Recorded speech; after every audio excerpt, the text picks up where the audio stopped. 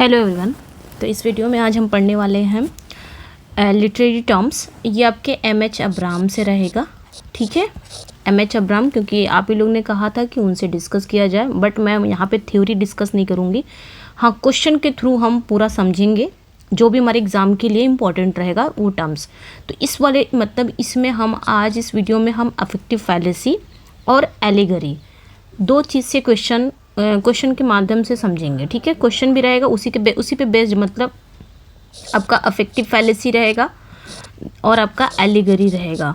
तो इसी दोनों पे दो ही फैक्ट है आपके पास और दोनों फैक्ट पे मैंने क्वेश्चन लेके आया है और अच्छे से समझेंगे अफेक्टिव फैलेसी क्या है, एलिगरी क्या है, ठीक है।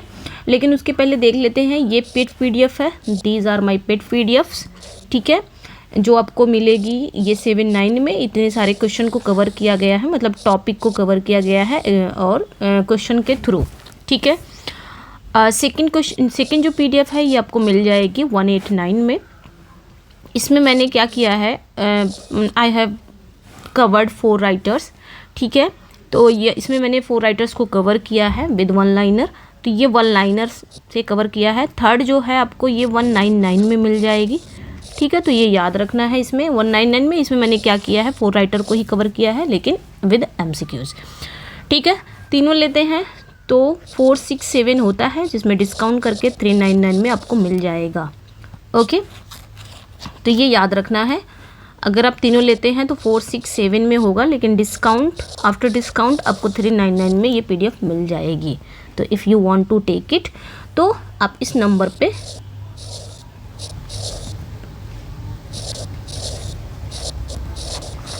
ठीक है, ओके। तो if you want to take it please WhatsApp on this number, ठीक है, ओके। फिर स्टार्ट करते हैं। अच्छा, ये भी पीडीएफ थी आपकी, ये भी पीडीएफ है, ये पीजीटी का पीडीएफ है, एक मिनट, यस, ये पीजीटी का पीडीएफ है जो आपको 269 में मिलेगा। इसमें भी मैंने 18 राइटर को कवर किया है और विद आपके 1 लाइनर, ठीक है। इसको आप देख लीजिएगा। आते हैं हम क्वेश्चन के थ्रू समझेंगे क्या होता है आपका अफेक्टिव फैलेसी। सबसे पहले अफेक्टिव फैलेसी ही आया है, who defined the concept of affective fallacy, ठीक है। ये आपके एम.एच. अब्राहम से ही है, लेकिन हम क्वेश्चन के थ्रू समझेंगे ताकि आपका प्रैक्टिस भी हो जाएगा और आप जो टर्म्स वगैरह है वो समझ भी लोगे और आपकी प्रैक्टिस भी हो जाएगी, ठीक है।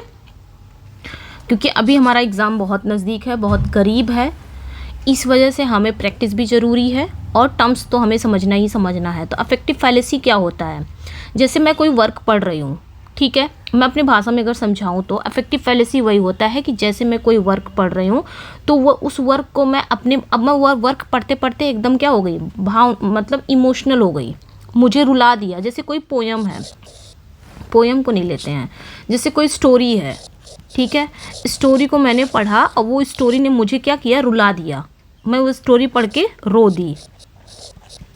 अब मैं क्या कहूँगी, स्टोरी बहुत अच्छी है, ये जो बुक है ना वाकई में बहुत अच्छी है, इसकी कहानी ने मुझे क्या किया, रुला दिया। तो ये क्या हो गया, एक व्यक्तिगत हो गया, क्या हो गया, ये मैं उसका मूल्यांकन नहीं कर, मैं क्या कि मैंने यहाँ पे क्या किया, मैंने इस बुक को क्या किया, एक इमोशनल ले लिया और इमोशनली मैंने इसको अगर मूल्यांकन कर रही हूँ तो इमोशनली मूल्यांकन करूँ, जो कि ये गलत है, ठीक है। तब मैं क्या करूँगी, इस बुक की जो क्वालिटी है, जो स्ट्रक्चर है, जो शैली है, जो स्टाइल है, उस चीज़ को मैंने क्या किया, नज़रअंदाज कर दिया। मैंने सिर्फ इस बुक की स्टोरी पढ़ी, रो दी, बस मैंने व्यक्तिगत इसको इवैल्यूएट कर दिया कि हाँ बुक अच्छी है, जो कि यही गलत है। तो यही है इफेक्टिव फैलेसी, ठीक है। तो यही आपका इफेक्टिव फैलेसी है और कुछ नहीं है, ठीक है। अगर कोई पूछे कि इफेक्टिव फैलेसी होता क्या है, तो ये आपका ये याद रखना है कि अगर हम किसी कविता को सिर्फ इसलिए महान मान लें, अगर पूछा जाए कि क्या होता है, तो सिंपली याद रखिएगा, ये मतलब ये जो आपका इफेक्टिव फैलेसी है, ये इसे एक आप बोल सकते हो लिटरेरी क्रिटिसिज्म में एक त्रुटि के रूप में परिभाषित किया गया है, जिसमें किसी कविता या साहित्यिक वर्क का मूल्यांकन उसके पाठक पर होने वाले भावनात्मक प्रभाव के आधार पर किया जाता है। वही हो गया आपका अफेक्टिव फैलेसी, ठीक है। मतलब कोई कविता हो गया, कोई वर्क हो गया, उसका मूल्यांकन उस रीडर पर जो होने वाले, अगर वो रीडर पढ़ रहा है उस वर्क को, तो उसका जो इमोशनली जो निकल के आ रहा है, मतलब वो इमोशन हो रहा है, भावनात्मक प्रभाव के आधार पर वो कर रहा है, तो वो गलत कर रहा है। इससे क्या होगा, इससे यही होगा कि उस बुक की क्वालिटी वो नहीं पहचान पा रहा है, ठीक है।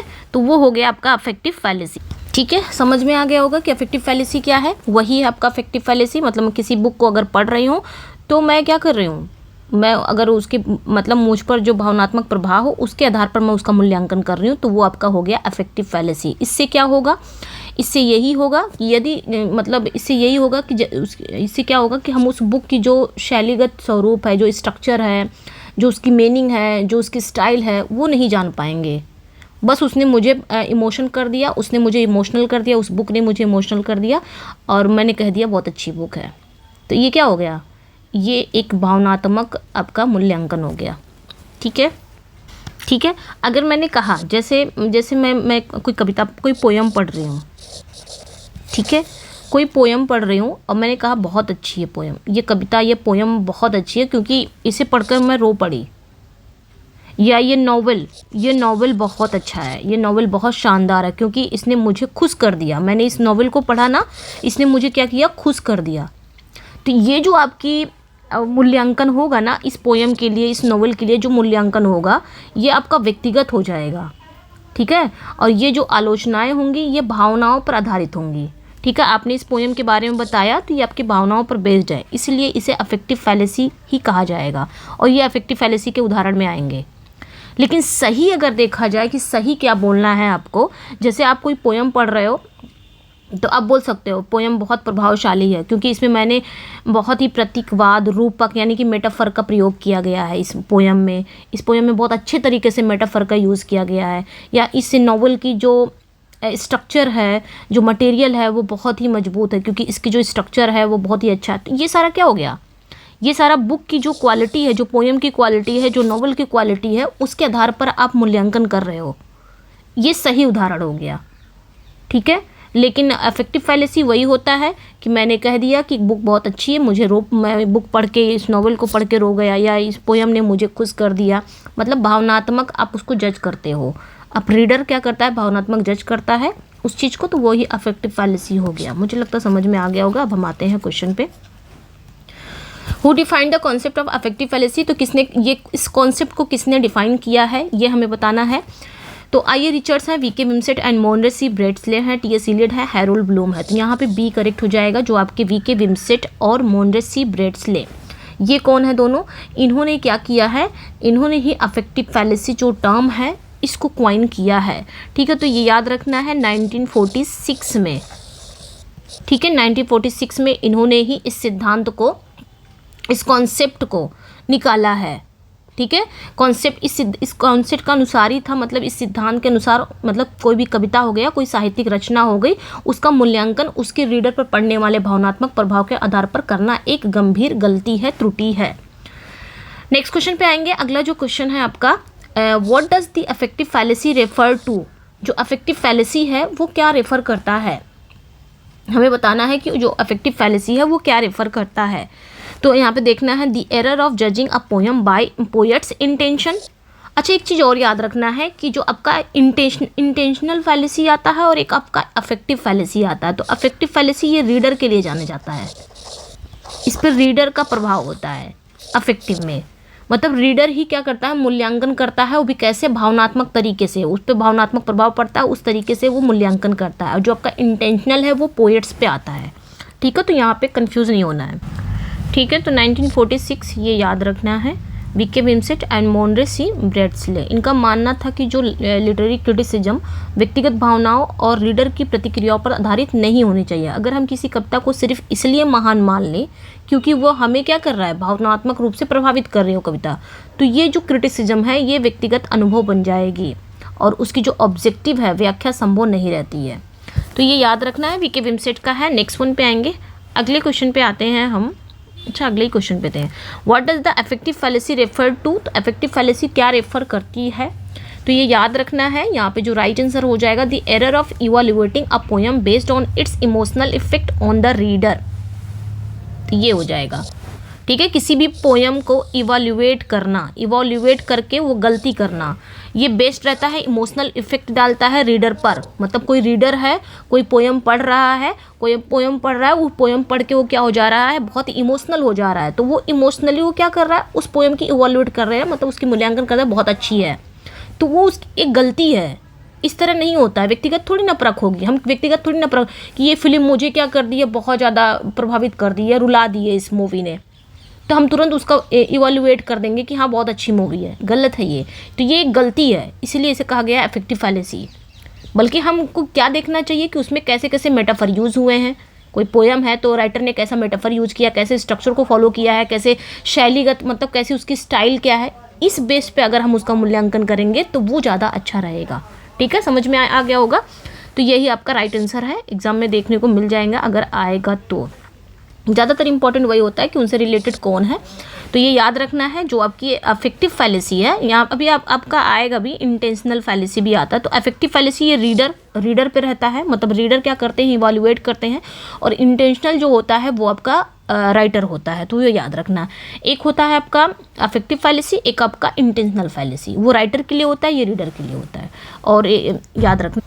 और एक होता है पैथेटिक फैलेसी, वो रस्किन साहब हैं, तो उनको भी याद रखना है। नेक्स्ट वन पे आएंगे, अगले क्वेश्चन पे आते हैं, और ये एम एच अब्राम से ही ली गई है क्वेश्चन, सारा कुछ क्वेश्चन नहीं, मतलब क्वेश्चन मैंने बनाया है, उनके जो फैक्ट वगैरह है ना वहाँ से क्वेश्चन बनाया है, ताकि आप लोगों को करा सकूँ वहाँ से ही, जो जहाँ से क्वेश्चन बनते हैं एग्जाम में पुटअप होते हैं वहीं से उठा लिया। What is the primary criticism of the affective fallacy. तो अफेक्टिव फैलेसी का जो प्राइमरी क्रिटिसिज्म है, मुख्य जो क्रिटिसिज्म है वो क्या है, ठीक है, तो ये याद रखना है। अच्छा यहाँ पे एक मिनट, यस यहाँ पे बी करेक्ट हो जाएगा। तो ये याद रखना, जो अफेक्टिव फैलेसी का जो तात्पर्य होता है वो उस गलती से है जिसमें एक कविता या साहित्यिक वर्क का मूल्यांकन इस आधार पर किया जाता है कि वह रीडर पर कैसा भावनात्मक प्रभाव डालती है। और विमसिट और जो ब्रेड्सले हैं, इनका तर्क था कि इस प्रकार की जो आलोचना है वो कविता को या पोयम को एक क्या करती है, एक उसके ऑब्जेक्टिव वर्क के रूप में देखने के बजाय व्यक्तिगत और व्यक्तिपरक प्रतिक्रियाओं के आधार पर मूल्यांकन करना चाहिए, जैसे कि अभी मैंने बताया वही है।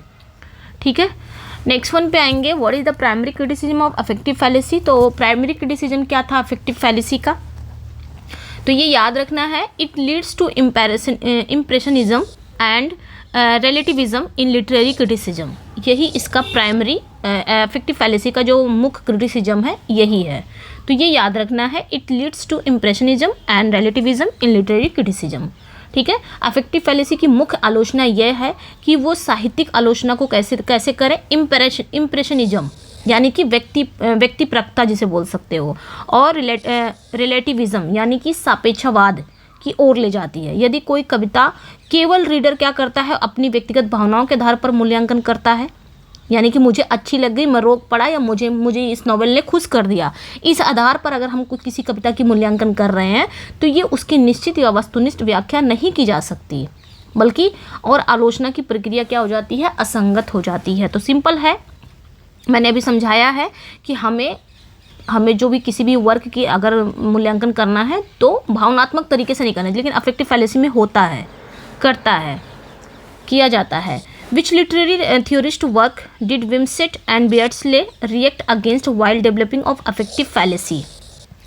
ठीक है, अब यहाँ पे क्या पूछा जा रहा है, कौन सी वो लिटरेरी थियोरिस्ट, मतलब कौन सा वो लिटरेरी थियोरिस्ट वर्क है जिसमें विमसेट और बेयर्डस्ले ने रिएक्ट किया था जब इन्होंने अफेक्टिव फैलेसी को डेवलप किया था, उस समय उसके अगेंस्ट किसने रिएक्ट किया था, डी.एस. इलियट ने, नॉर्थरॉप फ्राई ने, आई.ए. रिचर्ड्स की, रोलैंड बार्थ्स ने। तो ये बताना है, तो ये याद रखना है, जो आपकी राइट आंसर हो जाएगा वो आपका आई.ए. रिचर्ड्स करेक्ट हो जाएगा। ठीक है, विमसेट और बेयर्डस्ले ने अफेक्टिव फैलेसी की जो कॉन्सेप्ट है उसको विकसित करते समय आई.ए. रिचर्ड्स के विचारों को विरोध किया था। ठीक है, जब इन दोनों ने क्या किया था, अफेक्टिव फैलेसी को, जब इस कॉन्सेप्ट को उन्होंने विकसित किया था तो आई.ए. रिचर्ड्स का जो इनका भी एक था, ठीक है, इनका भी एक अवधारणा थी, एक कॉन्सेप्ट था, उसको इन्होंने क्या किया, विरोध किया। तो ये याद रखना है कि आई.ए. रिचर्ड्स ने प्रिंसिपल ऑफ लिटरेरी क्रिटिसिज्म, ये इनका वर्क था। ठीक है, principle of literary criticism, criticism, तो ये याद रखना है। इस वर्क में, ये वर्क कब आया था? 1923 में।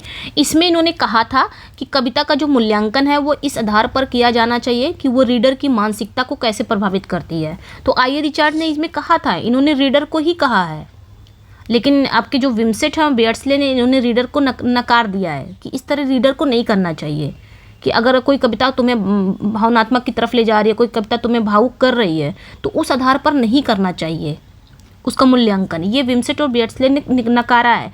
लेकिन उसी चीज़ को आई रिचर्ड्स ने अपने प्रिंसिपल ऑफ लिटरेरी क्रिटिसिज्म में ये कहा है कि कविता का मूल्यांकन इसी आधार पर होना चाहिए कि कविता किस तरह रीडर को भावुक कर रही है। ये इनका कहना था, आई रिचर्ड्स का। ठीक है, समझ में आ गया होगा। लेकिन इनका कहना क्या था? इन दोनों का कहना था कि नहीं होना चाहिए। मतलब कविता एक रीडर को कैसे भावुक कर रही है, अगर कविता भावुक करे उस आधार पर रीडर अगर उसका मूल्यांकन कर रहा है तो ये गलत है, ये एक त्रुटि है, एक गलती है।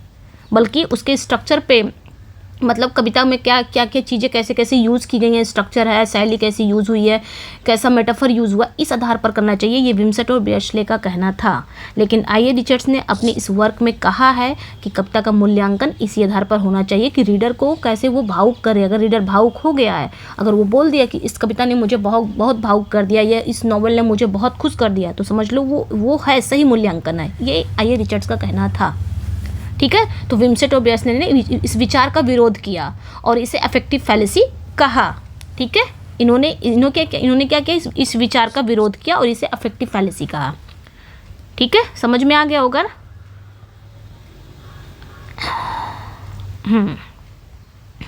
नेक्स्ट वन पे आएंगे। आई जस्ट होप मैं समझा पा रही हूँ, क्योंकि मैं जानती हूँ अब हमको यहाँ पे समझ के चलना है। अफेक्टिव फैलेसी सिंपल वही है कि ये जो विमसेट और बेयर्डसले हैं, इन्होंने क्या, इनका कहना था कि अफेक्टिव फैलेसी, इनका कहना था कि जो रीडर हैं, रीडर जब कोई पोयम पढ़ता है, भावुक हो जाता है, भावुक के आधार पर, मतलब इमोशन के आधार पर मूल्यांकन उसका नहीं करना चाहिए किसी भी रीडर को। ये विमसेट और बेयर्डसले का कहना था कि इमोशन के आधार पर आप किसी भी बुक की या नॉवल की या पोयम की मूल्यांकन नहीं कर सकते, बल्कि उसकी स्ट्रक्चर, उसका जो टेक्निक है, उसका जो शैली है, उसका जो मेटाफर है, वो देखकर आप उसका इवैल्यूएट करें। ये विमसेट और बेयर्डसले का कहना था कि अगर कोई रीडर इस तरह कर रहा है, इमोशन पे कर रहा है, भावुक होकर कर रहा है, तो समझ लो वो क्या है? एक अफेक्टिव फैलेसी है, एक त्रुटि है, एक गलती है। समझ में आया? लेकिन आई रिचर्ड्स ने अपनी इस वर्क में क्या कहा कि किसी भी कविता का मूल्यांकन इसी आधार पर किया जाना चाहिए कि रीडर की जो मानसिकता को वो कैसे प्रभावित करती है। तो इसी विचार को इन लोगों ने क्या कर दिया था? विरोध कर दिया था और इसे अफेक्टिव फैलेसी कह दिया था। समझ में आ गया होगा? ओके, चलिए नेक्स्ट वन पे आते हैं। आप थोड़ा जल्दी चलेंगे, बस मुझे ये अफेक्टिव फैलेसी समझाना था कि अफेक्टिव फैलेसी है क्या, और इससे रिलेटेड आपने बस इतना याद रखना है कि ये जो आपके दो नाम है विमसेट एंड बेयर्डसले, ये दोनों याद रखना है कि अफेक्टिव फैलेसी के ये दोनों क्वाइन किए हैं इन्होंने 1946 में, तो ये याद रखना है। अफेक्टिव फैलेसी क्या होता है समझ में आ गया होगा। In which of the following works did Wimsatt and Beardsley discuss affective fallacy, तो ये भी इंपॉर्टेंट हो जाता है कि विमसेट और बेयर्डसले ने अपने किस वर्क में अफेक्टिव फैलेसी के बारे में डिस्कस किया है, किस वर्क में, तो ये बताना है। ये डायरेक्ट वहीं से क्वेश्चन उठाया गया है एम एच अब्राहम की बुक से, मतलब क्वेश्चन मैंने बनाया है उनकी थ्योरी से। ठीक है, क्योंकि ये हमको ज़्यादातर ये बहुत हेल्पफुल करेगा एग्ज़ाम में। हम समझेंगे भी, एक बार इसका समझ भी लेंगे, मतलब जो इसके टर्म्स हैं वो समझ भी लेंगे क्या कह रहा है, प्लस इसका हमारा MCQs प्रैक्टिस भी हो जाएगा। तो कैसा लगेगा अपना फीडबैक ज़रूर दीजिएगा। अगर आपका फीडबैक मिला तो इसी तरह हम सारे क्वेश्चन करने वाले हैं, उसमें से जो इम्पॉर्टेंट है, मतलब जो टर्म्स इंपॉर्टेंट है उसके क्वेश्चन करेंगे। तो यहाँ पे देखो जो राइट आंसर हो जाएगा ना वो आपका वर्बल आइकन हो जाएगा। ठीक है, ए करेक्ट हो जाएगा, यही आपका करेक्ट हो जाएगा, दी वर्बल आइकन। ठीक है, आई थिंक पूरा नहीं है, ये आगे भी होना चाहिए था। एक मिनट पूरा है। Principle of literary aesthetics problem in the philosophy of criticism, A and B यहाँ पे करेक्ट हो जाएगा। सॉरी, ये पूरा है, ये भी है और ये भी है, तो यहाँ पे आपका डी करेक्ट हो जाएगा, ए एंड बी। ठीक है, तो यही इनका वर्क था, दी वर्बल आइकन, जो 1954 में आया था। एक आपका आया था aesthetics problem in the philosophy of criticism 1958 में। तो बोथ ए एंड बी दोनों करेक्ट हो जाएंगे। इसी में इन्होंने क्या किया था, इन्हीं बुक्स में, इन्हीं ग्रंथों में उन्होंने साहित्यिक आलोचना में ऑब्जेक्टिविटी के महत्व पर जोर दिया और ये तर्क दिया कि जो साहित्यिक वर्क है, जो लिटरेरी वर्क है, उसके तकनीकी और उसके औपचारिक तथ्यों के आधार पर परखना चाहिए। सिंपल वही चीज़ मैं बार बार कह रही हूँ कि आपके अगर किसी वर्क का अगर आप परख रहे हो तो उसके स्ट्रक्चर को, उसके जो शैली है, उसके जो मेटाफर हैं, वो सारी चीज़ों को देख के आप परखो, ना कि जो वो बुक आप पे जो प्रभाव डाल रही है, आप रो दिए, आपको खुश कर रही है, उस आधार पर नहीं करना चाहिए। वही चीज़ यहाँ पे उन्होंने समझाया है।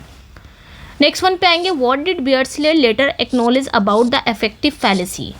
तो यहाँ पे क्या कहा जा रहा है, अगला जो क्वेश्चन है कि जो बियर्डस्ले हैं उन्होंने अफेक्टिव फैलेसी के बारे में क्या चीज़ स्वीकार किया था, बाद में स्वीकार किया था। बियर्डस्ले ने अफेक्टिव फैलेसी के बारे में क्या चीज़ वो थी जो बाद में उन्होंने स्वीकार किया था, ये बताना है। तो यहाँ पे देखिए जो राइट आंसर हो जाएगा वो आपका करेक्ट हो जाएगा। That criticism must consider certain effect and aesthetics objects have no perceivers. ठीक है, तो बियर्डस्ले ने बाद में ये स्वीकार किया था कि जो आपका लिटरेरी क्रिटिसिज्म है उसको पूरी तरह से रीडर की प्रतिक्रियाओं से अलग नहीं किया जा सकता। बाद में इन्होंने स्वीकार कर लिया था बियर्डस्ले ने। पहले इनका मानना यही था कि जो रीडर है वो अपनी भावनाओं के आधार पर किसी भी वर्क का, किसी भी पोएम का, नॉवल का मूल्यांकन नहीं कर सकता, वो एक गलती है, अफेक्टिव फैलेसी है। लेकिन बाद में जब इन्होंने आई रिचर्ड्स ने कहा था तो इनकी बात को पहले तो इन दोनों ने क्या किया, विरोध किया, बाद में क्या किया, उसी चीज़ को इन्होंने एक्सेप्ट भी कर लिया। बियर्डस्ले ने बाद में ये स्वीकार किया कि अगर आप लिटरेरी क्रिटिसिज्म को पूरी तरह से रीडर की प्रतिक्रियाओं से अलग नहीं किया जा सकता है, मतलब किसी भी वर्क को हम रीडर की प्रतिक्रियाओं से अलग नहीं कर सकते। रीडर पढ़ेगा तभी तो बताएगा क्या है क्या नहीं। उन्होंने ये भी माना था कि आलोचना के दौरान किसी भी साहित्यिक वर्क द्वारा उत्पन्न कुछ प्रभाव के ध्यान में रखना आवश्यक हो सकता है। यानी कि अगर आप किसी भी बुक को पढ़ रहे हो, कोई भी रीडर पढ़ रहा है, तो उसका प्रभाव तो पड़ेगा ही ना, पड़ेगा ना भाई, उसमें जो भी चीज़ें रहेंगी प्रभाव तो पड़ेगा ही। आप उसको एवैल्यूएट अगर करोगे उस बुक को तो प्रभाव तो पड़ेगा। साथ ही साथ आप उसको वो सारी चीज़ें देखा करो, उस बुक को मतलब उस बुक के स्ट्रक्चर वगैरह वो भी फॉलो करो और आप पे जो प्रभाव पड़ रहा है वो भी। तो इनका मानना था, ये बाद में मान गए थे कि कुछ प्रभाव को ध्यान में रखना आवश्यक होगा। हालांकि उन्होंने ये भी बाद में स्पष्ट किया कि इन प्रभाव का मूल्यांकन केवल उनके उत्पादन की विधियों और साहित्यिक तकनीकों के माध्यम से किया जाना चाहिए, ये भी बताया था उन्होंने। चलिए नेक्स्ट वन पे आएंगे। नेक्स्ट क्वेश्चन पे आते हैं, what critical movement emerge as a reaction against the affective fallacy in 1970s। ठीक है, तो यहाँ पे क्या पूछा जा रहा है कि 1970 के दशक में अफेक्टिव फैलेसी के सिद्धांत को, मतलब कौन सा वो क्रिटिकल मूवमेंट था। ठीक है, 1970 के दशक में अफेक्टिव फैलेसी के अगेंस्ट एक रिएक्शन के रूप में कौन सा क्रिटिकल मूवमेंट इमर्ज हुआ था, ये बताना है। फॉर्मेलिज्म की स्ट्रक्चरलिज्म या रीडर रिस्पॉन्स क्रिटिसिज्म की पोस्ट मॉडर्निज्म बताना है यहाँ पे। तो यहाँ पे देखो जो राइट आंसर हो जाएगा वो आपका करेक्ट हो जाएगा, रीडर रिस्पॉन्स क्रिटिसिज्म। ठीक है, कहने का मतलब ये है कि 1970 के दशक में अफेक्टिव फैलेसी के सिद्धांत के विरुद्ध कौन सा वो क्रिटिकल मूवमेंट आया था, मतलब अफेक्टिव फैलेसी के सिद्धांत के विरुद्ध आया था, मतलब अफेक्टिव फैलेसी का जो सिद्धांत अभी मैंने समझाया उसके विरुद्ध था वो, तो रीडर रिस्पॉन्स क्रिटिसिज्म था। तो ये याद रखना है। ठीक है, रीडर रिस्पॉन्स क्रिटिसिज्म नामक एक आलोचनात्मक, ये क्या था, एक क्रिटिकल मूवमेंट था। ठीक है, ये भी एक क्रिटिकल मूवमेंट था। ठीक है, इस मूवमेंट में इस विचार को स्वीकार किया गया। इस मूवमेंट में क्या चीज़ स्वीकार की गई कि रीडर की जो प्रतिक्रियाएं हैं साहित्यिक अर्थ निर्माण में महत्वपूर्ण भूमिका निभाती है। तो ये भी मूवमेंट मानता था कि अगर रीडर कोई बुक पढ़ रहा है, कोई नॉवेल पढ़ रहा है, तो जो भी प्रतिक्रिया दे रहा है उसकी प्रतिक्रिया हमारे लिए बहुत महत्वपूर्ण है, मतलब कोई भी लिटरेरी अर्थ निर्माण के लिए बहुत महत्वपूर्ण हो जाएगी। ये रीडर रिस्पॉन्स क्रिटिसिज्म जो क्रिटिकल मूवमेंट था, इनका मानना था। तो इस दृष्टिकोण के अनुसार पाठ का जो अर्थ केवल उसमें निहित नहीं होता, बल्कि ये रीडर के व्याख्या और अनुभव के अनुसार निर्मित होता है। जरूरी नहीं कि कोई लेसन है तो लेसन पढ़ा ही रह जाएगा जब तक रीडर पढ़ेगा नहीं। रीडर को पढ़ना ज़रूरी है। ठीक है, रीडर की पढ़ने के बाद जो व्याख्या देगा, जो उसका अनुभव होगा, वो सारी चीज़ें ज़रूरी है। इनका भी मानना था रीडर रिस्पॉन्स क्रिटिसिज्म का। ठीक है, तो ये इसके विरुद्ध था ना अफेक्टिव फैलेसी के, तो ये याद रखना है। नेक्स्ट वन पे आएंगे, ज़्यादा क्वेश्चन इसमें है नहीं, जल्दी जल्दी करेंगे। The affective fallacy is related to which other critical concept by Wimsatt and Beardsley. ठीक है, तो यहाँ पे क्या पूछा जा रहा है कि अफेक्टिव फैलेसी रिलेटेड है कौन से दूसरे अदर क्रिटिकल कॉन्सेप्ट से, जो विमसेट और बेयर्सले के द्वारा है, ये बताना है। न्यू हिस्टोरिसिज्म फैलेसी है कि बायोग्राफिकल फैलेसी है, इंटेंशनल है कि पोस्ट स्ट्रक्चरलिस्ट फैलेसी है। मतलब ये भी उन्हीं लोग का है, विमसेट और बेयर्सले का ही कॉन्सेप्ट है वो भी। जैसे विमसेट और बेयर्सले का ये अफेक्टिव फैलेसी एक कॉन्सेप्ट है, और उसी से रिलेटेड एक और कॉन्सेप्ट कौन सा है वो, तो अफेक्टिव फैलेसी का जो रिलेशन है वो विमसेट और बेयर्सले द्वारा एक और है, वो है आपका इंटेंशनल फैलेसी। अभी मैंने बताया ना, इसमें राइटर का रहता है, ये राइटर से जुड़ा रहता है, और अफेक्टिव फैलेसी ये रीडर से रहता है। तो ये याद रखना है, ठीक है। तो ये याद रखना है इंटेंशनल फैलेसी। इंटेंशनल फैलेसी का भी यही अर्थ है कि किसी भी साहित्यिक वर्क का मूल्यांकन लेखक की मूल इच्छा या उसके इंटेंशन के आधार पर नहीं किया जाना चाहिए। इंटेंशनल यहाँ पे आपका राइटर का हो गया कि राइटर मतलब कोई भी वर्क अगर है, कोई भी वर्क का मूल्यांकन अगर करना है तो लेखक की मूल इच्छा या उसके जो उद्देश्य होंगे, उसका जो इंटेंशन होगा, उसके आधार पर नहीं किया जाना चाहिए। और इस प्रकार अफेक्टिव फैलेसी भी कहती है कि किसी भी वर्क को रीडर के व्यक्तिगत भावनाओं के आधार पर नहीं परखना चाहिए। तो ये दोनों ही है, ये याद रखना है। मतलब दोनों का ही, ये दोनों विचार ही है। उद्देश्य साहित्यिक आलोचना को अधिक वस्तुनिष्ठ और पाठ आधारित बनाना था। ये राइटर का था, ये रीडर का था, ये याद रखना है। नेक्स्ट वन पे आएंगे, अकॉर्डिंग टू विमसेट। अब यहाँ पे समझ में आ गया होगा ना इंटेंशनल फैलेसी क्या है। मैंने ज़्यादा इसको समझाया नहीं है, सिर्फ अफेक्टिव फैलेसी समझाया है। सेम वही चीज़ है जिस तरह उसमें कहा जाता है अफेक्टिव फैलेसी में कि रीडर को अपने भावनात्मक के आधार पर किसी भी पाठ का, किसी भी लेसन का, किसी भी नॉवल का, किसी भी पोयम का मूल्यांकन नहीं करना चाहिए अपने भावनात्मक के आधार पर। उसी तरह इंटेंशनल फैलेसी में भी जो राइटर है ना, राइटर को भी अपनी उनकी जो मूल इच्छा है, उनके जो उद्देश्य है, उसके आधार पर मूल्यांकन नहीं करना चाहिए राइटर को अपने वर्क का। ठीक है, आते हैं हम नेक्स्ट क्वेश्चन पे। According to Wimsatt and Beardsley, what should critic focus on instead of emotional responses. तो इसमें बताना है कि विमसेट और बेयर्सले के अनुसार क्रिटिक जो है वो क्रिटिक को क्या फोकस करना चाहिए इमोशनल रिस्पॉन्स के बजाय। तो यहाँ पे जो राइट आंसर हो जाएगा वो आपका करेक्ट हो जाएगा, the features devices form of the work. मतलब अगर एक रीडर है, यहाँ पे क्रिटिक हो गया या तो रीडर हो गया। अगर एक रीडर पढ़ रहा है कोई बुक, कोई नॉवेल, तो उसको क्या फोकस करना चाहिए, इमोशनल रिस्पॉन्स नहीं देना चाहिए। इमोशनल रिस्पॉन्स नहीं कि इस किताब ने मुझे, इस कहानी ने मुझे रुला दिया, इस कहानी ने मुझे खुश कर दिया, या इस कहानी ने मुझे किसी की याद दिला दी, इस कहानी ने मुझे ये कर दिया। ये सब ना करके उसे क्या चीज़ ध्यान में रखनी चाहिए, अगर वो किसी भी नॉवल का, किसी भी पोयम की इवैल्यूएट कर रहा है तो रीडर, या क्रिटिक कर रहा है तो क्या करना चाहिए, उसके फीचर को ध्यान रखना चाहिए। फीचर यानी कि उस वर्क का जो संरचना है, फॉर्म है, उसको ध्यान देना चाहिए, उसकी तकनीकी ध्यान रखना चाहिए, उसके डिवाइसेस ध्यान देने चाहिए। ठीक है, उसकी विशेषताएं, फॉर्म ऑफ द वर्क, उस वर्क में जो भी चीज़ें, क्या क्या चीज़ें यूज़ हुई हैं, ये सारी चीज़ें, features, devices, form of the work, ये सारी चीज़ों को देख के इवैल्यूएट करना चाहिए। ठीक है,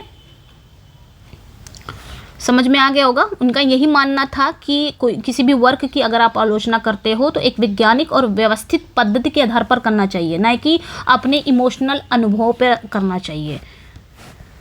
समझ में आ गया होगा। उससे रिलेटेड क्वेश्चन भी बहुत सारे कर लिए हैं हम। What was I A Richards view which Wimsatt and Beardsley opposed.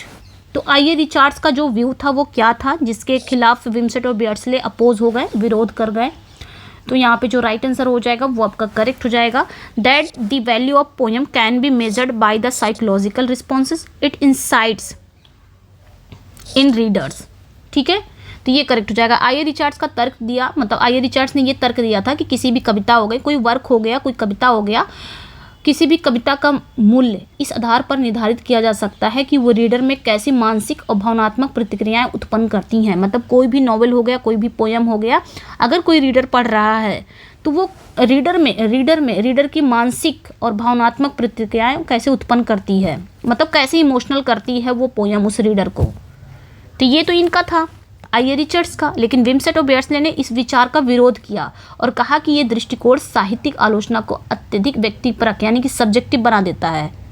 अगर हम इमोशनली किसी को इवैल्यूएट करेंगे, किसी भी वर्क को, नॉवेल को, तो ये क्या हो जाएगा, सब्जेक्टिव हो जाएगा, जिससे कविता का जो मूल स्वरूप है, जो स्ट्रक्चर है, उसकी सही व्याख्या संभव नहीं हो पाएगी, यानी कि जो उसका सही इवैल्यूएट है वो नहीं हो पाएगा अगर हम इमोशनली करेंगे।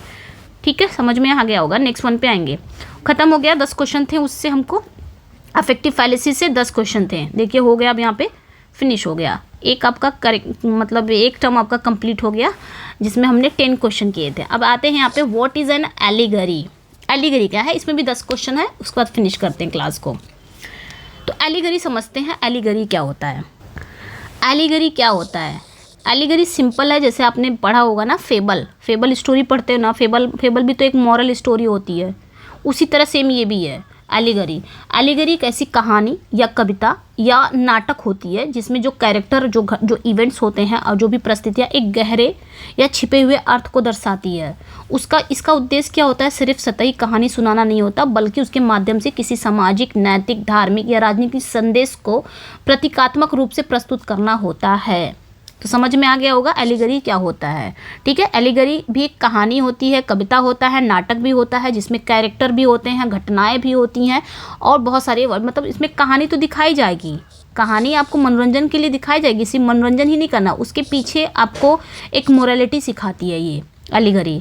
अगर जैसे कोई कहानी है, एक राजा की कहानी है, अब वो राजा की कहानी और उसके विद्रोही बेटे के बारे में है, तो यहाँ पे जरूरी नहीं है कि वो जो राजा की कहानी सुना रहे हैं आपको, तो वो थोड़ा मनोरंजन तो करेगी, लेकिन उसके पीछे एक मोरालिटी सिखा रही है, उसके पीछे छिपा हुआ अर्थ है कि राजनीतिक विद्रोह को दर्शाता है, इसे एलिगरी कहा जाएगा। ठीक है, आई होप समझ में आ गया होगा एलिगरी क्या होती है। सिंपल है, जैसे कोई आंट एंड ग्रास होपर की कहानी है, एकदम सिंपल ले लेते हैं हम। ठीक है, या फिर कोई किसान की कहानी है। अब किसान की कहानी आपको बताया तो जा रहा है, लेकिन क्या वो रियल कहानी है? नहीं, उसके पीछे कोई ना कोई मोरालिटी आपको सिखाई जा रही है। अब ये जो एलिगरी होती है, ये इसे मोरल नहीं सिखाता, ये समाज पे भी हो सकता है, कोई सामाजिक चीज़ें आपके सामने लाना रहेगा, तो हम किसी कैरेक्टर के थ्रू आपके सामने ले आएंगे कोई सामाजिक कहानी और ले आएंगे, लेकिन उसके पीछे एक मतलब मोरालिटी मॉरल स्टोरी रहेगी, आपके सामने स्टोरी रहेगी, लेकिन उसके पीछे एक आपका नैतिकता छिपी रहेगी, वो आपको पहचानना होगा कि क्या ये कहानी, क्या उद्देश्य, कहानी का उद्देश्य क्यों है, क्या है, इस कहानी से हम क्या समझते हैं। तो आपकी एलिगरी सामाजिक पे भी हो सकता है, नैतिक मॉरल पे भी हो सकता है, रिलीजियस पे भी हो सकता है, राजनीतिक यानी कि पॉलिटिकल संदेश अगर देना रहेगा वो भी हो सकता है, उस पर भी।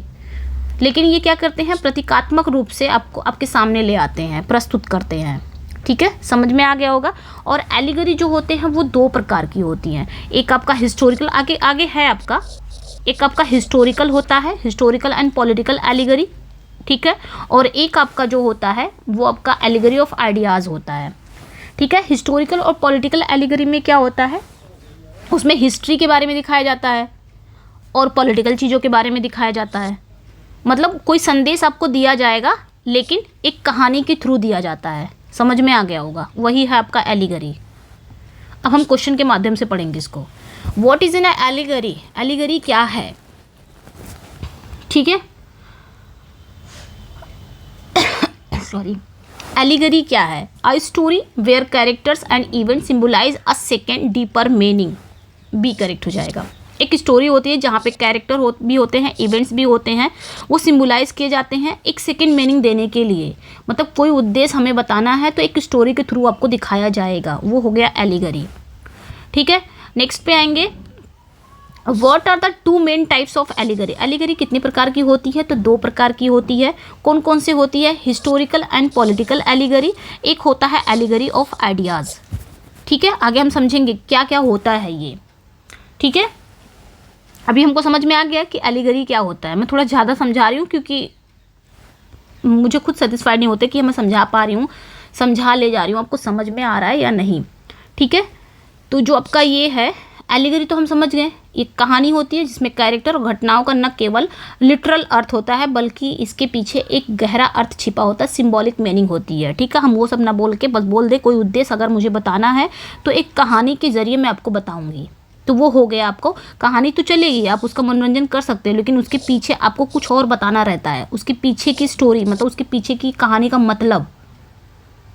ठीक है, वो चीज़ें आपका एलिगरी है। जैसे कि अगर आप देखते हो खरगोश और उसकी कछुए की कहानी सुने हो ना, क्या वाकई में खरगोश और कछुए में रेस होता है? नहीं, वो इंसानों को दिखाया जाता है, वो जानवरों में थोड़ी ना उतना चीज़ें होती हैं, रेस वगैरह होती है कि तुम आगे जाओगे, तुम जीतोगे, तुम हारोगे, ये सब जानवरों में नहीं होता, ये सब इंसानों में होता है। अब वही दिखाने के लिए वो कछुओं और खरगोश की कहानी आपके सामने प्रस्तुत की जाए। अब उसका लिटरल मीनिंग आप तो देख रहे हो कि हाँ दोनों में रेस हो रहा है, लेकिन उसके पीछे एक गहरा अर्थ छिपा होता है, ठीक है, वो इंसानों के लिए होता है। तो वही हो गया आपका एलिगरी। चलिए आगे बढ़ते हैं। ये हो गया, ठीक है, दो टाइप से होते हैं, हिस्टोरिकल पॉलिटिकल एंड आपका वो होता है, अरे क्या बोलते हैं, क्या गया, एलिगरी ऑफ आइडियाज़ होते हैं, ठीक है। चलिए आगे बढ़ते हैं। In historical and political allegory what do the characters and events represent. तो हिस्टोरिकल और पॉलिटिकल एलिगरी में कैरेक्टर और इवेंट्स वो क्या रिप्रेजेंट करते हैं, मतलब हिस्टोरिकल और पॉलिटिकल एलिगरी में क्या चीज़ें होती हैं, तो ये हम समझेंगे, ठीक है। जो आपका हिस्टोरिकल और पॉलिटिकल एलिगरी होता है, इसमें जो कैरेक्टर होते हैं, जो घटनाएं होती हैं, वो ऐतिहासिक से जुड़ी होती हैं। हिस्टोरिकल से हिस्ट्री की चीज़ें दिखाई जाएंगी, पॉलिटिकल से राजनीतिक घटनाओं को और व्यक्तित्व को रिप्रेजेंट किया जाएगा, ठीक है। और जो आपका एलिगरी ऑफ आइडियाज़ है, आगे पूछा भी जाएगा, इसमें जो होता है, इसमें कैरेक्टर और घटनाएं किसी विचारधारा, कोई नैतिकता, कोई धर्म, कोई दार्शनिक संकल्पनाओं को दर्शाते हैं। तो यहाँ पे जो राइट आंसर हो जाएगा वो आपका करेक्ट हो जाएगा, ठीक है।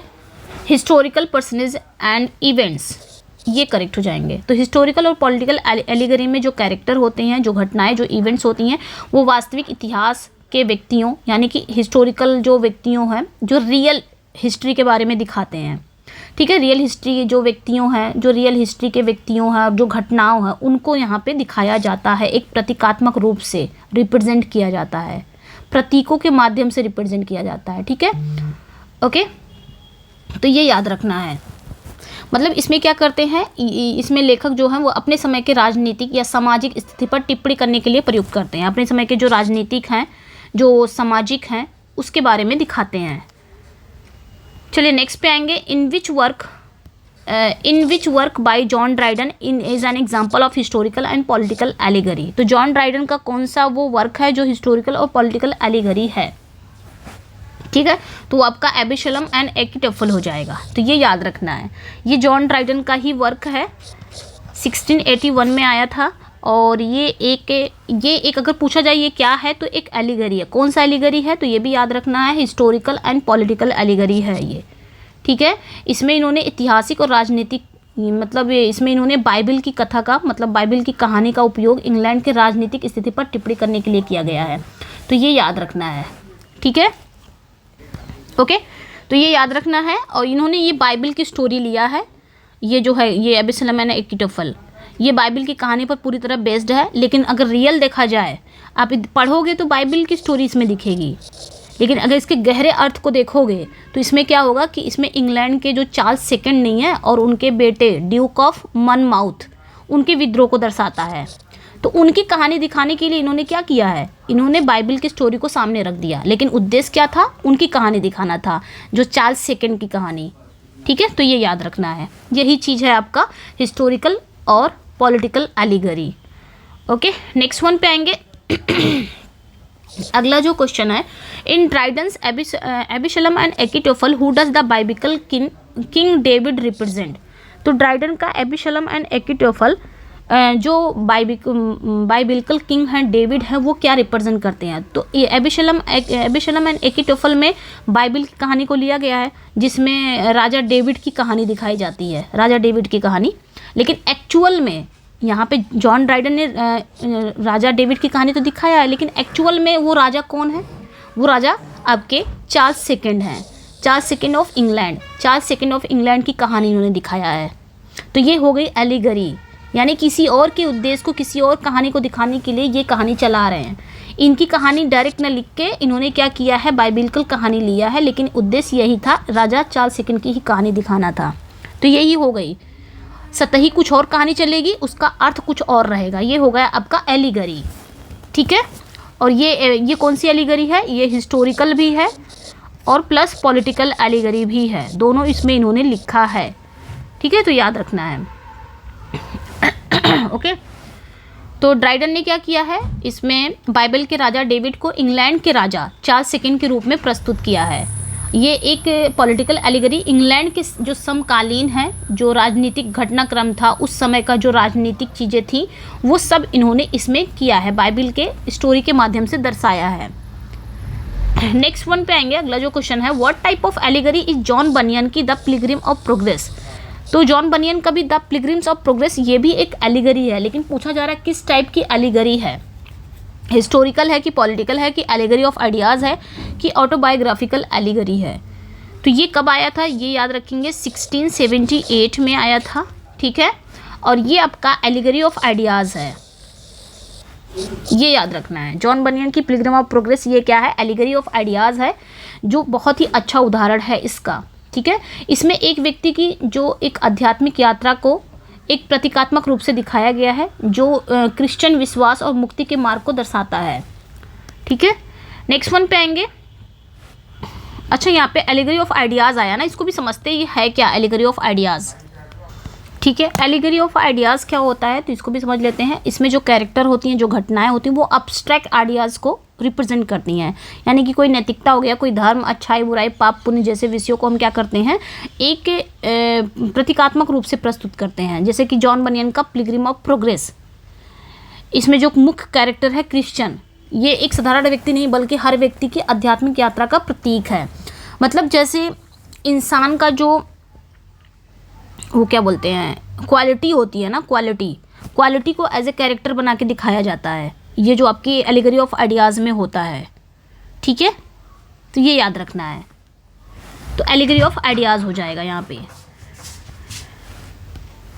In the allegory of ideas what do character represent. तो एलिगरी ऑफ आइडियाज़ में कैरेक्टर क्या रिप्रेजेंट करते हैं ये बताना है, क्या रिप्रेजेंट करते हैं। तो यहाँ पे जो राइट आंसर हो जाएगा अब्स्ट्रैक्ट कॉन्सेप्ट एंड डॉक्ट्रिन्स, ठीक है। एब्स्ट्रैक्ट कॉन्सेप्ट होता है एंड डॉक्ट्रिन, आपने पढ़ा हो ना पियर्स प्लोमैन, ये किसका था, विलियम लैंगलैंड का था ना, पियर्स प्लोमैन। उसमें आपने देखा होगा कैरेक्टर कैसे थे, जो भी मानो ह्यूमन की जो क्वालिटी है ना उसको कैरेक्टर बना दिया गया, जैसे कि एंगर, लव, ठीक है। जो भी मानो की क्वालिटी है उसको क्या किया है, एज ए कैरेक्टर बना के उसमें दिखाया गया है, तो वो आपके इसी में आता है, ठीक है। एलिगरी ऑफ आइडियाज़ में आते हैं, यानी कि एब्स्ट्रैक्ट कॉन्सेप्ट एंड डॉक्ट्रिन्स को दिखाया जाता है एलिगरी ऑफ आइडियाज़ में। कैरेक्टर ऐसे ही रिप्रेजेंट होते हैं, मतलब ह्यूमन क्वालिटी को एज ए कैरेक्टर रिप्रेजेंट किया जाता है। विच of the following is an example of allegory of ideas, इसमें बताना है कौन सा आपका एलिगरी ऑफ आइडियाज़ का एग्जाम्पल है। तो एबिशलम एंड एकिटोफल ये तो आपका हिस्टोरिकल एंड पॉलिटिकल एलिगरी है। Pilgrim of progress, Robinson cruise, Macbeth, तो आपका यही करेक्ट हो जाएगा, पिलग्रिम ऑफ प्रोग्रेस, ठीक है। तो ये याद रखना है, पिलग्रिम ऑफ प्रोग्रेस ये न केवल एक धार्मिक मतलब एक रिलीजियस स्टोरी नहीं बल्कि एक प्रतीकात्मक रूप से एक विश्वास करने वाले व्यक्ति की आध्यात्मिक यात्रा को दर्शाती है, ठीक है। नेक्स्ट वन पे आएंगे। अगला जो क्वेश्चन है आपका, what does the character Christian symbolise in the pilgrim of progress. तो पिलग्रिम ऑफ प्रोग्रेस में ये जो कैरेक्टर है ये क्या सिम्बोलाइज करता है ये बताना है, ठीक है। अब ये क्रिश्चियन क्या है, एक कैरेक्टर है, लेकिन अगर देखा जाए तो क्रिश्चियन ये पूरा एक रिलीजियस है ना, क्रिश्चियन धर्म तो होता है एक, तो वही है। तो इसी चीज़ को, ऐसी ही चीज़ को, मतलब जो ऐसे से नाम है या फिर ह्यूमन क्वालिटी भी आप ले सकते हो, ह्यूमन क्वालिटी को ये लोग क्या कर देंगे, कैरेक्टर बना देते हैं इसी में, एलिगरी ऑफ आइडियाज़ में, यानी कि जो हमारे अब्स्ट्रैक्ट विचार हैं, ठीक है, जैसे कि आपकी नैतिकता, धर्म, अच्छाई बुराई जो है, पाप पुण्य, इन सभी को रिप्रेजेंट किया जाता है एज एन कैरेक्टर, ठीक है। तो ये याद रखना है, एज ए कैरेक्टर। तो यहाँ पे क्रिश्चियन जो है ये कैरेक्टर का नाम है। वैसे देखा जाए तो ये क्या सिंबलाइज कर रहा है, पूरा एक धर्म का, क्रिश्चियन एक धर्म होता है, लेकिन ये एक कैरेक्टर है इसमें पिलग्रिम ऑफ प्रोग्रेस में। तो ये क्या सिंबलाइज कर रहा है वो बताना है। राइट आंसर क्या हो जाए, जर्नी ऑफ अ बिलीवर, कहाँ गया, the journey of a believer towards salvation, ठीक है। इस वर्क में जो क्रिश्चियन नाम का कैरेक्टर है वो एक समान ईसाई व्यक्ति का प्रतीक है। यहाँ पे तो एक ईसाई व्यक्ति का प्रतीक बना है, एक ईसाई व्यक्ति का क्या बना है, प्रतीक, जो अलग अलग बाधाओं और प्रलोभनों का सामना करता है, मोक्ष की ओर अग्रसर होता है। ये एक धार्मिक, ये क्या है अपने याद रखना है, पिलग्रिम ऑफ प्रोग्रेस ये एक रिलीजियस एलिगरी है, ठीक है, यानी कि आपका एलिगरी ऑफ आइडियाज़ में आता है। जिसमें संपूर्ण कहानी जो होती है वो आध्यात्मिक उन्नति और मुक्ति की यात्रा को दर्शाती है। ओके, नेक्स्ट वन पे आएंगे। लास्ट क्वेश्चन है आज का। उसमें इंपॉर्टेंट बस इतना था कि एलिगरी क्या होती है, बस इतना समझना है। अगर पूछ लिया गया तो वही था शुरुआत में जो था वो उतना पूछेगा। Can an allegory be a part of a larger non allegorical work? क्या एक एलिगरी एक लार्जर नॉन एलिगोरिकल वर्क का पार्ट हो सकती है? नो, यस, ओनली या ओनली बताना है। तो यहाँ पे आपका yes, it can appear as an episode within a non allegorical work, बिल्कुल हो सकती है। ठीक है, मतलब हालांकि कई वर्क पूरी तरह से एलिगोरिकल होती हैं, लेकिन कुछ नॉन एलिगोरिकल रचनाओं में भी एलिगरी के कुछ हिस्से हो सकते हैं। यहाँ पे पूछा ना हिस्सा हो सकता है कि नहीं, पार्ट हो सकता है कि नहीं, तो हो सकता है, लेकिन एलिगरी के कुछ हिस्से हो सकते हैं, जैसे कि मॉबी डिक का। ठीक है, इतना इंपॉर्टेंट नहीं था, तो हमको समझ में आ गया एलिगरी क्या है। तो अगर आपको समझ में आ गया एलिगरी में बस इतना याद रखना है कि जो कैरेक्टर हैं, घटनाएं हैं, स्थान है, वो केवल सतही अर्थ नहीं रखते हैं, बल्कि उसके पीछे एक गहरा अर्थ छिपा होता है। एलिगरी में जो भी कैरेक्टर दिखाया जाएगा, जो भी घटना दिखाई जाएगी, जो भी स्थान जगह होगा दिखाई जाएगी, वो सिर्फ आपको दिखाया जा रहा है, स्टोरी है, आप उसको मतलब मनोरंजन के तहत देख सकते हो, लेकिन उसके पीछे का भी आपको गहरा अर्थ छिपा होता है, वो भी समझना है। ठीक है, एक आपको मोरालिटी सिखाई जाएगी। अब वो किसी पे भी बेस्ड पे हो सकता है। ठीक है, जैसे कि पिलग्रिम ऑफ प्रोग्रेस में क्रिश्चियन का अर्थ सिर्फ एक व्यक्ति नहीं है, बल्कि धार्मिक यात्री भी है। ठीक है, और एलिगरी के डुअल मीनिंग भी है। जैसे कि एलिगरी को हम कैसे समझते हैं, सतही अर्थ, यानी कि जो साधारण कहानी चल रही है, किसी की भी कहानी, जैसे आपकी देख सकते हो किसी की भी कहानी चल रही हो, वो एक साधारण कहानी चल रही है, ये तो हो गया सतही अर्थ। और उसके पीछे का जो अर्थ रहेगा, कहानी के पीछे छिपा जो नैतिक है, जो दार्शनिक है, जो धार्मिक है या राजनीतिक संदेश दिया जा रहा है पब्लिक को, वो आपका हो गया छिपा हुआ अर्थ। ठीक है, तो ये याद रखना है। एलिगरी और क्या दिखाती है, डिडैक्टिक भी दिखाती है। एलिगरी का उद्देश्य सिर्फ मनोरंजन कराना नहीं होता, बल्कि डिडैक्टिक नैतिकता सिखाना वाला भी होता है, यानी कि डिडैक्टिक मतलब शिक्षाप्रद भी होती है एलिगरी। ठीक है, तो ये भी याद रखना है। एलिगरी में जो कैरेक्टर होते हैं वो किसी गुण, विचार या भावना को प्रतिनिधित्व कर सकते हैं, जैसे कि फेथफुल, होपफुल, अभी मैंने बताया ना, जैसे कि फेथफुल। अब ये क्या हो जाएंगे, एज ए कैरेक्टर काम करेंगे एलिगरी में। Hopeful, gluttony, sloth, anger, love, ये सब क्या है, ये सब भी आपके एलिगरी में एज ए कैरेक्टर काम करेंगे। तो ये क्या हो गए, ये पर्सोनिफिकेशन ऑफ एब्स्ट्रैक्ट कॉन्सेप्ट हो गए, तो ये याद रखना है। ठीक है, तो आई होप समझ में आ गया होगा एलिगरी। इसमें हमने 2 कॉन्सेप्ट पढ़ा आज इस वीडियो में, एक आपका अफेक्टिव फैलेसी, एक आपका एलिगरी। ठीक है, समझ में आ गया होगा, नहीं आया होगा तो तब भी बताइएगा कि समझ में नहीं आया है, और आ गया तो क्वेश्चन के थ्रू हम समझे हैं इसको। ठीक है, फिर क्लास को एंड करती हूँ मैं यहीं पे। अपना फीडबैक ज़रूर दीजिएगा, क्या आप लोग चाहते हो कि एमएच अब्राहम से इसी तरह क्वेश्चन कराया जाए? हाँ, और समझाने की भी कोशिश करूँगी। अगर आप लोग बोलोगे कि मैम नहीं समझ में, तब भी बताओ, मैं और अच्छे से समझाने की कोशिश करूँगी। ठीक है, तो अपना फीडबैक ज़रूर दीजिएगा। फीडबैक कैसा लगा आपको, अपना फीडबैक ज़रूर दीजिएगा। चलिए फिर मिलते हैं नेक्स्ट वीडियो में। Thank you for watching, bye bye. Okay, और इसका पीडीएफ चाहिए तो मेरे टेलीग्राम एंड व्हाट्सएप पे ज्वाइन हो जाइएगा, वहाँ पे पीडीएफ मिल जाएगा। कहाँ पे, टेलीग्राम पे। और मेरी पेड पीडीएफ में कोई इंटरेस्टेड है तो इस नंबर पे आप व्हाट्सएप कर सकते हो।